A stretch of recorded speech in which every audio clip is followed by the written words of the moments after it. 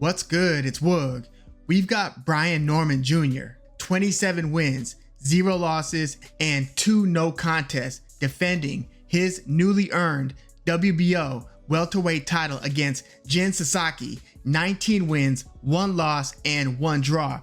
Brian Norman, as I said, just became WBO welterweight champ when he was elevated from interim champ after beating Giovanni Santillan and then defending it successfully against Derek Cuevas, knocking him out in the 3rd round. But this fight, first of all, is taking place on Thursday morning, super early in the morning. Like, only the hardcore boxing fans are going to be checking this one out because it's taking place in Japan. And so in the United States, especially on the West Coast, like, I'm going to have to watch this thing at like 4 a.m., 4:30 a.m., something like that. So yeah, this fight's taking place in Japan. It's not going to have too many American eyeballs on it, at least not live. And it's a little bit frustrating because a lot of people wanted to see Brian Norman, a new champion, step up and fight a unified champion in the same division, Bout Ennis. But Brian Norman Jr. and his pops, they've pretty much been just operating at their own speed, setting their own agenda. And this is a fight that Brian Norman selected instead of going to unify against Bout Ennis, who's kind of seen as being the class of the division. The other belt holder is Mario Barrios, and he's about to fight Manny Pacquiao of all people. But Brian Norman Jr. is now a champion. He really made his name off of upsetting Giovanni Santillan, who had just stopped Alexis Rocha, putting a bad beating on him. It was basically a battle of Orange County boys who had a lot of history together, and Alexis Rocha was a significant favorite. Again, Giovanni Santillan beat him pretty badly and then just had him bleeding and finished in the middle of the ring. And then Santillan, again, was a favorite against Brian Norman, who before that, some were watching him, but they would see his fights against Quentin Randall. And by that time, there was a little bit of buzz around Brian Norman Jr. Like, it's like the hardcore boxing public was becoming a little bit aware of him, and he would win the fights, but it was in a way that didn't really inspire much confidence in his ability to become an elite fighter. Like, it's like, okay, he's still undefeated, he's still winning his fights, but nothing's really jumping off the page, right? Nothing's jumping out of the screen in terms of super easily observable talent and things like that. But again, you fast forward to that Giovanni Santillan fight, and Brian Norman Jr. showed you all kinds of wrinkles to his game. First of all, I didn't know he was that good of an inside fighter. He is also a very fast counterpuncher. Like, the pressure that Santillan put on Brian Norman Jr. and the way that Brian Norman Jr. was getting hit early in that fight, I think a lot of fighters would have wilted under that pressure. But Brian Norman kept his head in the pocket, would roll with some of these shots, and have super crisp counter punches that were landing so cleanly. And so you heard the broadcast kind of go from, oh, Giovanni Santillan this and that, and this is more about his background, and this is how good he is. You know how they like to hype up the A-side fighter? Well, by the 3rd, 4th round, they started talking a little bit more about what Brian Norman Jr. was doing well. And then the fight got even more competitive. They were just having these hot exchanges where Santillan continued to land, but boy, Brian Norman Jr. was rocking him with the counter punches. Again, I didn't know he could do all of that in the phone booth as well. So this wasn't him just pot-shotting Santillan from the outside. No, this is him in the line of fire, like mid-exchange, blasting Santillan with counters. So that fight had us saying, damn, okay, Brian Norman. Well, then his next fight was against Derek Cuevas, and he looked every bit a star in that one. Again, he knocked him out in the 3rd round, and again, his fast counters, fast, accurate counters proved to be way too much for Cuevas. Like, this was a clear mismatch class-wise. And so it's weird. Before you become a champion, people have their different opinions about you. But just like that, if you have a performance like the one Norman had against Santillan, and then you follow it up with a quick knockout, all of a sudden people start treating you like you are either elite or near elite. They've got a totally different opinion. Well, that's more or less how stars are slowly made when they didn't have a lot of buzz and hype around their name to begin with. Which brings me to Jin Sasaki, somebody who is a clear B-side, is a clear underdog in this fight, but I'm thinking, like, not so fast in terms of what your assumptions about this upcoming fight might be, because we often see fighters who are really good regionally, Like, they're making their regional opponents look very lackluster, and they're finishing most of them off, but they still haven't registered a name with the greater boxing community. Like, most people don't know who these people are. Like Marcos Maidana before he stopped Victor Ortiz, right? Victor Ortiz was clearly the A side, and Marcos Maidana was just supposed to be the next opponent. Well, Maidana had other plans, ended up stopping Victor Ortiz, pretty much got him to quit. And that was Ortiz's first loss. Big upset. You had Mauricio Lara, who was, doing his thing in Mexico. People didn't really know about him. Josh Warrington matches up against him and gets obliterated, ends up getting knocked out cold after getting hurt badly, repeatedly in that fight. So you've got a new name, Mauricio Lara. I feel like fighters like Yordenis Ugas and others, they don't enter the game with a lot of hype, but through overperforming in certain fights where they're the B-side, they start building their name. That's what we saw with Brian Norman Jr. That's what Jin Sasaki has an opportunity to do here. So if you all of a sudden want to treat Brian Norman Jr. like he's an elite guy and this other guy is not, he's just an opponent, again, pump your brakes, because sometimes all it takes is the right opportunity. I mean, seriously, right now, do we know that much about Brian Norman Jr.? I mean, we've seen him perform really well in his last couple of fights, but it's not like the guy's built out some crazy resume that has established him as an elite fighter. He just won a couple of the right fights at the right time, and now he's holding one of the 4 belts in the division. Jin Sasaki can upset all of that right here. I mean, the only guy who's beaten Jin Sasaki who should also be getting a mention is Andy Hiraoka.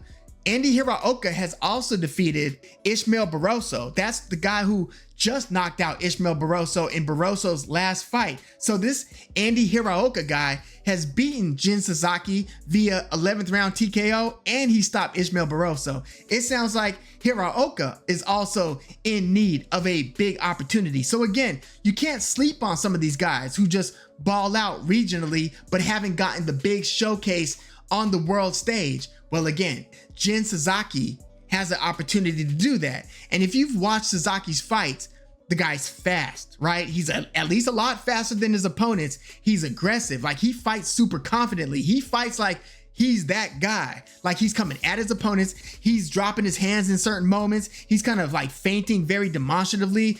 He's kind of showing out to the crowd a little bit. He's fighting these, some of them are better than others. Like, he hasn't beaten any really good fighters. I mean, the best guy he's beaten might be Joe Noine, who has a win over Liam Wilson. Remember, the guy who gave Navarrete all he could handle and gave Oscar Valdez a pretty competitive fight before he got stopped. Yeah, Noine's got a win over Liam Wilson via 2nd round knockout, and Jin Sasaki has beaten Joe Noine. So I would say that he's probably his best opponent, at least best opponent not named Andy Hiraoka. But yeah, Jin Sasaki, fast hands. He's got a pretty stiff jab. He does drop his hands. He jumps into the pocket. Like, there might be some head clashes in this upcoming fight, and he's got a ton of power. Like, 17 out of his 19 wins are via knockout. So the guy's heavy-handed and he's fast.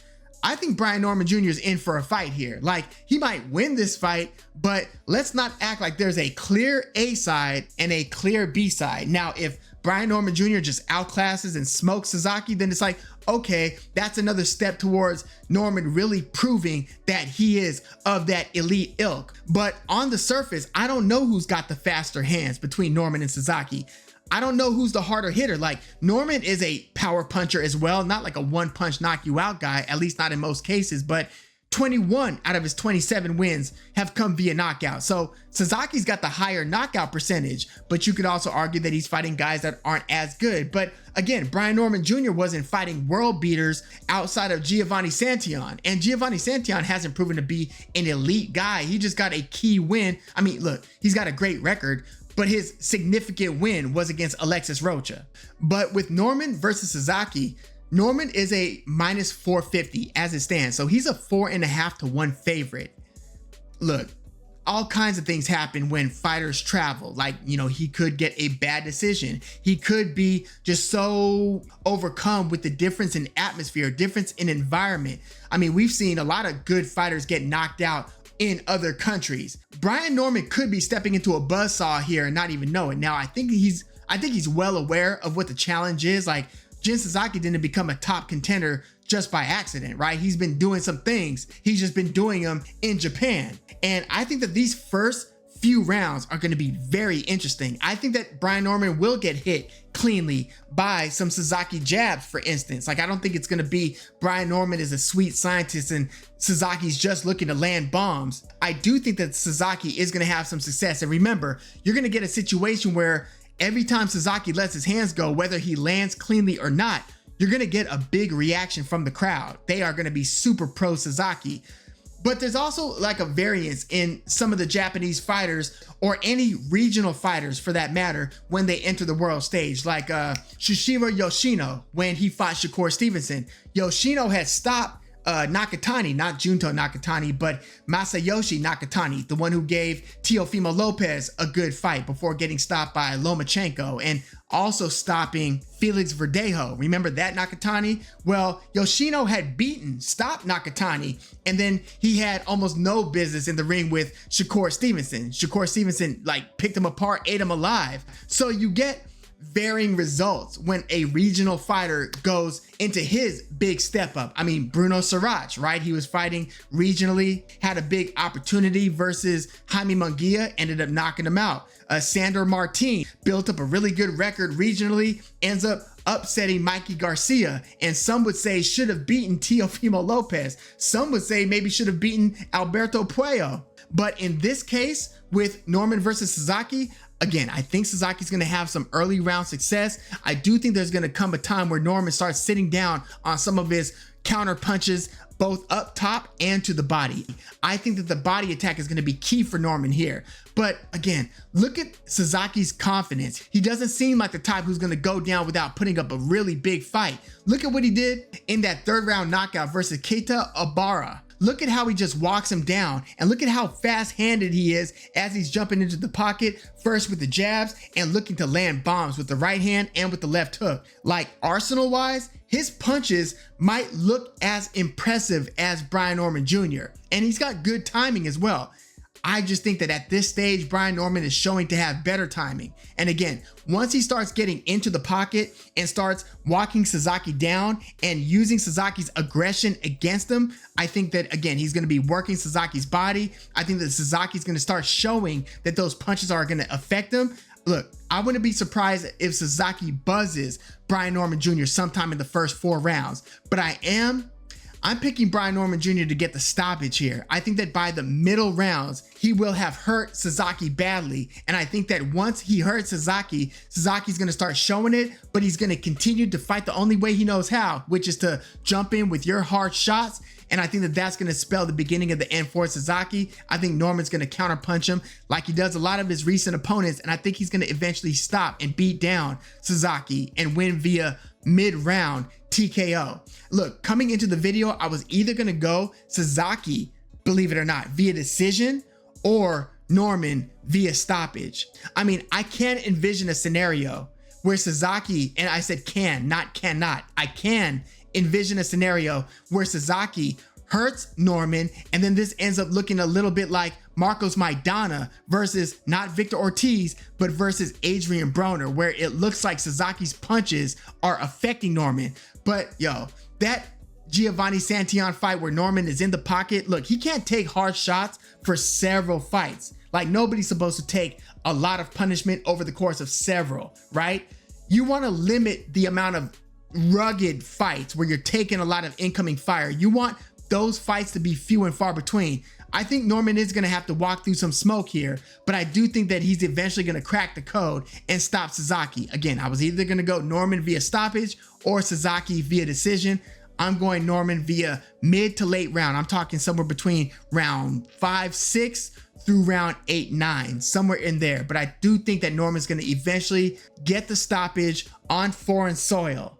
But yeah, this one might be really interesting. You could get an array of different results when A-side fighter goes overseas and he's, in this case, defending a title against a hungry and young Jin Sasaki. I think that, again, the first few rounds are going to be pretty damn explosive. Maybe not the first round. I could see the first round being largely like a feel out round. I think these guys have to respect each other in the first 1 to 2 rounds. But by the time you get to the second half of round 2, and definitely by round 3, you're gonna start seeing a lot of explosive exchanges. I just think that even if Norman gets hurt early, I think by the middle rounds, you're gonna see him walking Sasaki down and counterpunching when Sasaki does jump into the pocket. And again, the body attack will be key. I'm going Norman via stoppage. But yeah, let me know your thoughts on this one in the comments. And where does Norman go from here? Is he gonna step up and fight Boots, or is he gonna find another way to find another opponent not named Jerron Boots Ennis? Because look, I think Boots might have another 1, maybe 2, but I think probably just 1 more fight, unless Barrios or Pacquiao or Norman are willing to fight. Then I think he'll stick around for 2 to win those other 2 titles. Otherwise, I could see him jumping to 154. Like, I don't see Boots Ennis taking 1, 2 mandatory challengers who aren't other belt holders in the division. But yeah, let me know your thoughts on all this in the comments. It would be disappointing if Norman continues to avoid Boots Ennis after this fight, if he does in fact beat Sasaki. Big if, we'll see. But yeah, if Norman beats Sasaki and then still doesn't want to fight Boots, that's not what I'm here for. But yeah, let me know your thoughts on all this in the comments. Like the video, subscribe to the channel if you are into the fight talk. I'm Woog. Thanks for tuning in.